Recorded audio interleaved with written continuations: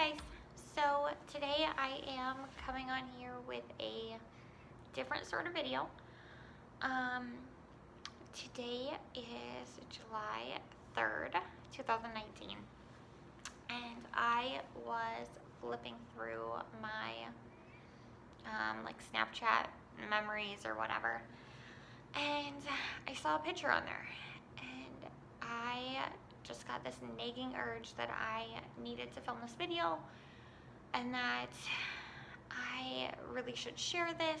It's a video that I've actually filmed before. It's a video I've edited, I've posted, I had up for a little while, and then I took it down because it gets to a really sensitive subject for me. But this photo I saw today, I'm going to describe to you. Maybe I'll post it on my Instagram so you can see it. It is a picture of a manicure. It's a 4th of July manicure. It was really cute. And I had my nails done. And I took this picture and I think I snapped it to my husband. And in the corner of it, you can see a hospital bracelet. And seeing that hospital bracelet, seeing the room I was in, you know, the little bits of the background that you can see, really brought back a flood of emotions. I sat on my lunch break today just holding back tears because the emotions that this picture brings back to a point in my life are so deep. So deep. They run so deep. It's been 2 years and I can still feel how I felt on that day. That day was a follicle scan. I was in for a follicle scan, and it was kind of the beginning of really getting some answers for me. Starting in 2016, I had started to notice a lot of just like weird medical things. I completely put them on the back burner, and I think they had been going on for a really long time. I can remember even being in college and being so tired I could not keep my eyes open. I would go to class for like 3 hours, I would come home and I would take a nap. And I don't mean like a 20-minute snooze in between class and work. I mean like 2 full hours. I would put off eating so I could nap because I just felt like my body needed that. And then I would just eat something quick on my way to work. And I would really prioritize that sleep because that's what my body craved. And looking back now, like I should have known that that was weird. That's not normal. Like a 20-year-old, a 19-year-old, whatever, should not be so tired they can't function. You know, especially when I'm getting a good amount of sleep and then I'm taking a nap like that. That's weird, right? I should have noticed that. You know, and what really had made me start to notice problems with myself was my hair was falling out. And when I say it was falling out, I don't mean like, oh, like I shed, you know, whatever, there's hair in the hairbrush. No, I mean I had to wear my hair up because otherwise I would rub my hands and I would get 10 strands of hair every time. Every single time that I touched my hair, I was getting a handful. It was so bad, and so that really made me start to notice. I noticed that right around my wedding, but I put it off. I just figured I was stressed out. I didn't feel stressed out, but I just really thought that that's what was going on. A lot of people experience that. Like, that's fine, you know. And so I put it off, and then we got new insurance, and I said, okay, you know, we've lived here about a year. I should probably go meet a doctor. So I scheduled, you know, just like my annual physical. You know, we can earn dollars for our HSA program. So I scheduled like a physical and a PAP and went to meet this doctor. And at this point in time, I hadn't had a period in probably about 110 days. It was definitely over 100 days at this point. And, that was pretty normal for me. That's always been pretty normal for me. I've never been the have a period every month type of person. Even on birth control, it might be every 3 months. And so, I went in for this appointment, and lo and behold, get my period that day. And I shared with her, that's kind of weird because I didn't have any symptoms or any signs that my period was coming, and I haven't had one in X amount of days. This is weird. And she agreed with me that that was weird. I shared with her that my hair was falling out, and that was super weird, and I was concerned about that. If anybody knows me, they know that I've been growing my hair for a long, long time, so my hair falling out is like a big deal to me. And so really just, I sat and I talked to her, and I talked to her for probably 40 minutes, and then she said that she would want to test my thyroid. My thyroid test came back all out of whack, really, really bad. And so I was diagnosed at that appointment with hypothyroid, which means that my thyroid gland does not produce enough hormone for my body to function. Now, this can result in tiredness. This can result in hair loss. Another result of this can be feeling like you're in a daze, unable to focus, just feeling kind of out of it. And I wish I would have noticed that a lot sooner, because the instant I got help for my hypothyroid, I felt so much more clarity. My memory was better. I didn't feel like I was in a daze, and I didn't even notice that was my normal. And that's so sad to me that I thought that was normal, and it wasn't normal. And so, I had gone in month after month after month to get my thyroid tested. It took a little bit of figuring out which dose of medication I should be on to get it regulated and kind of right where we needed to be.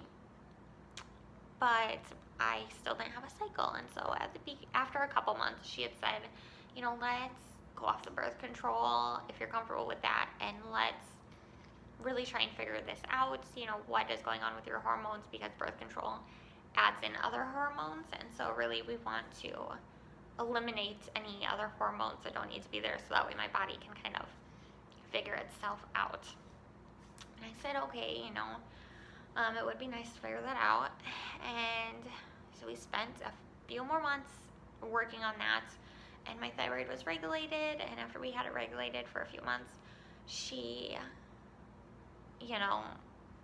said, if having children is something you want to do, I feel like we should refer you to a specialist, refer you to somebody else who can try and figure out your cycles further. And I didn't really acknowledge it at first. I think she had hinted at it for a few appointments, and I had just, kind of said whatever, because we weren't trying to have kids. That's not where we were going with this. I was trying to feel better. I just needed to feel better. I just needed to feel healthy. And she, had mentioned it a couple times, whatever. And finally she just came out and said that. And I left there and I felt so lost. And she knew that if I wanted to have kids, it could take a while. And I got on the phone with our insurance company, and I talked to them about what we could do, how they could help, and where we should go from here. So the next time I went back to that doctor, she did put in a referral for me to a doctor that we had discussed, and I had received a call back from that doctor in June 2017. June 2017, or not received a call back from her. That's when I actually went in to see her. So I had been losing my hair and really, trying to figure out what was going on with myself for about a year now. And So already it was a long process of just trying to feel better, you know, getting stuck with needles every time, every month, every time I went to the doctor, trying to figure out what was going on with me. And I went in to see this doctor in June, and she had me stuck with a million more needles. They took so much blood and ran a bunch of tests. And I remember meeting with this doctor, and I had done research. If anybody knows me, they know that I don't like a lot of unknown. I like to prepare myself. And so I had watched video after video after video on YouTube. I had read and read and read as much as I could read. I had tried to self-diagnose myself. And, you know, she had, after the hormone stuff came back, she also said, hey, let's schedule a follicle scan. Let's schedule an ultrasound. Let's look at your uterus. Let's look at your ovaries. Let's see what exactly is going on. And so that was this appointment, July 3rd, 2017, was this follicle scan. This was kind of the beginning of really figuring out what was going on with me. You know, obviously it had been a long process, but this was where the ball really got moving.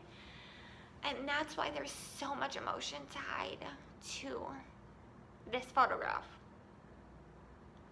I remember that day like it was yesterday, but the infertility stuff feels like it was lifetimes ago, because now I'm on the other side of it.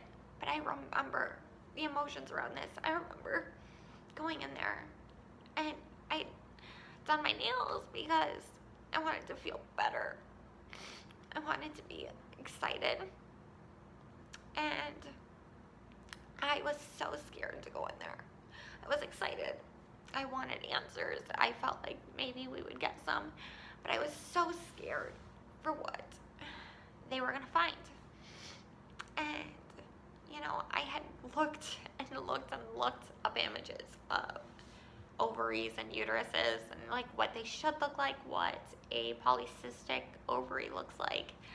And I remember asking the tech, like, oh, is that my ovary? Okay, like, whatever. I looked at my ovaries and I thought, oh, those don't look like the polycystic ovaries that I've seen. You know, the pictures that I looked up and studied and tried to ingrain in my memory, that's not what that looks like. And she was like, okay, I think we're done. And then she stopped and she goes, 1 second, I'm gonna get another image.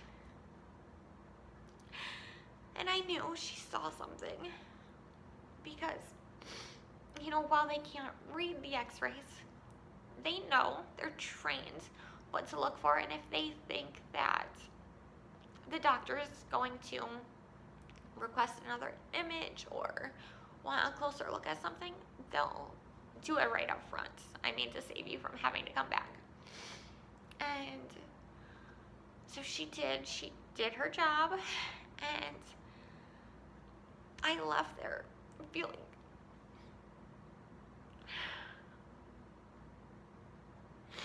I felt so defeated.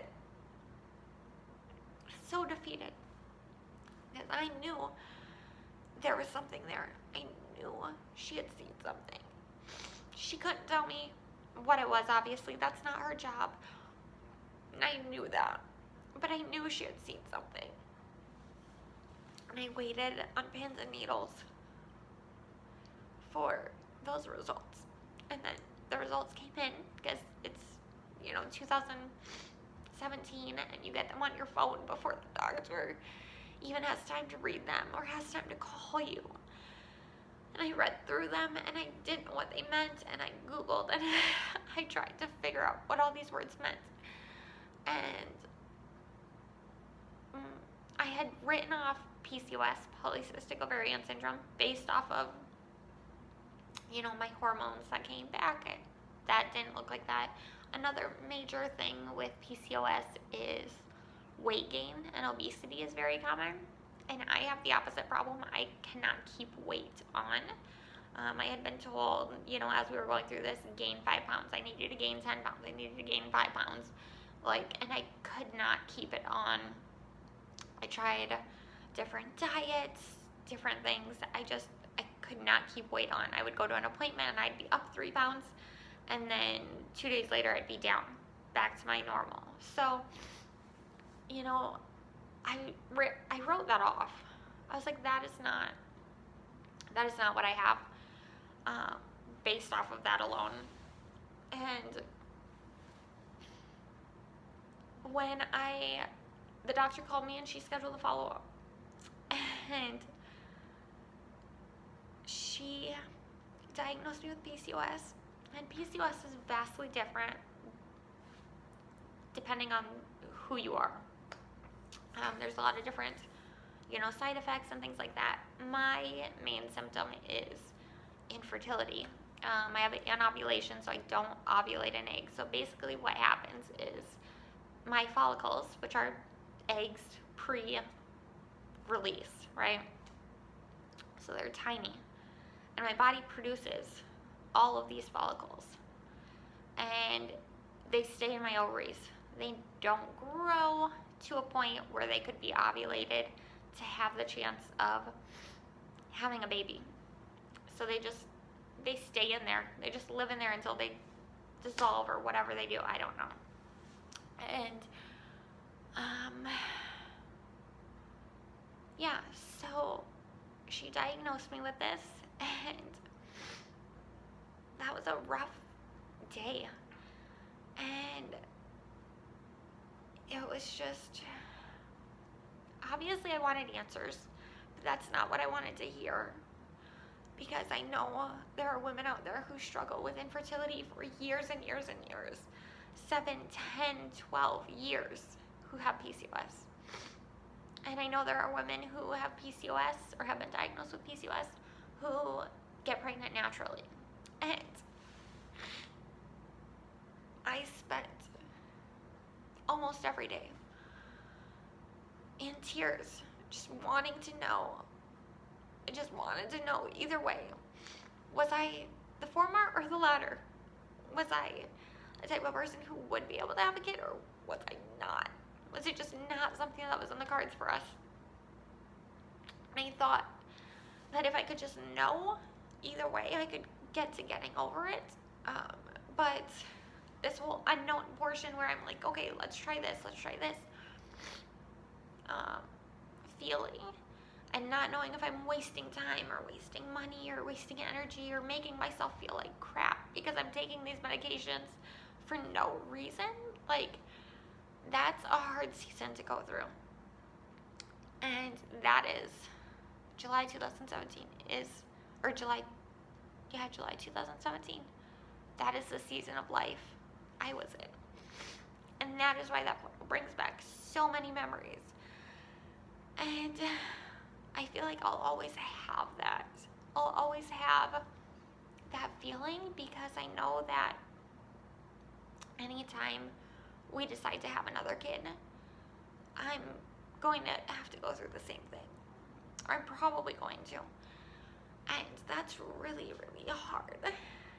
And this hits me super hard today because July 3rd, 2018 is when my son was born. And I didn't know that those two dates coincided at all. And obviously I was busy last year and I didn't realize it. And so this year I saw the photo pop up and those emotions hit me. And then I got to come home to my 1-year-old. And it makes me so happy, but it makes me so sad. Because I didn't think I would have that. I didn't know I would have that. And now he's getting so big. He's so independent. He's so much fun. But I feel like that infertility season of my life was so long. And season of my life felt like it took forever. One day it felt like a year, and I'm not kidding you. It felt so long, and then we flash forward to the past year of Everett's life, and it feels like it has flown by, and it's unbelievable to me. Time is weird. Time is so weird. And I felt like I needed to share this because, like I said, I watched a lot of these videos as I was going through this because I was embarrassed. I didn't want to share this with anyone. And that sounds terrible to say. No one should feel embarrassed. Like, I didn't do anything to my body to cause this. This is just who I am. And it's something I'll always have to deal with. And so I just hope that I can put this out here and hopefully help somebody else. Just I'll let you know that when you're going through it, that season of life gets long and hard, and it's rough, and I'm on the other side of it now, in a sense, and it's so worth it, but it's rough. It is rough, and those feelings you're having, they're legitimate, and you're allowed to have them. You're allowed to have them. You don't have to be happy all the time. You don't have to fake that you're happy all the time if you're going through a hard season.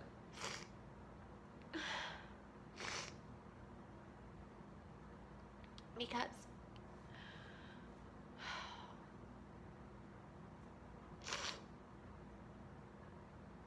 so I just hope that this can help in some way.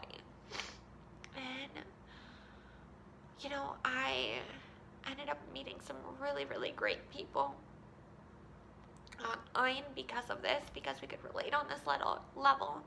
And sometimes it's easier to talk to a stranger who's going through what you're going through than it is to talk to someone you know, your closest friends, your family, whatever.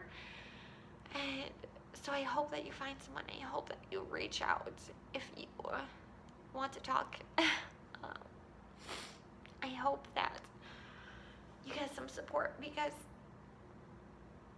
no one should have to go through an infertility diagnosis alone or feeling like they're alone. I wasn't alone, but you feel, it's a weird feeling. I can't describe it. You feel alone. And so I just want you to know that if you need to reach out, you can reach out, because reaching out to people was some of the best things that I've ever done as I walked through this journey. And yeah, that's it.